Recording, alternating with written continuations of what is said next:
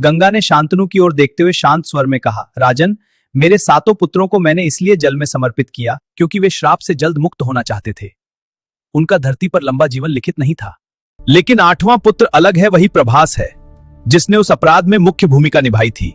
उसे मनुष्य रूप में पूरा जीवन जीना होगा। आपने उसे बचा लिया है, इसलिए अब उसका भाग्य बदल चुका है। वह अभी शिशु है, मैं उसे अपने साथ ले जा रही हूँ। 16 वर्ष बाद जब वह योग्य और शिक्षित हो जाएगा, तब मैं उसे आपके पास लौटा दूंगी। इतना कहकर गंगा शिशु को लेकर नदी में अंतर्धान हो गई। गंगा के जाने के बाद शांतनु का जीवन बदल गया। जो राजा कभी पराक्रमी और प्रसन्नचित्त था, वह अब भीतर से टूट चुका था। उन्हें राजकाज में रुचि नहीं रही। दिन बीतते गए और उनके मन की उदासी गहरी होती गई। समय का चक्र चलता रहा। पूरे 16 वर्ष बीत गए।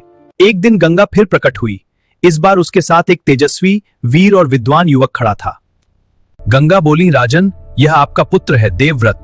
देवव्रत ने महान गुरुओं से शिक्षा पाई है। धनुर्विद्या का ज्ञान उसे भगवान परशुराम से मिला है।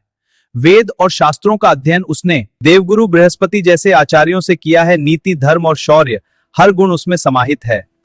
जब शांतनु ने अपने पुत्र को देखा तो वर्षों की उदासी पल भर में दूर हो गई।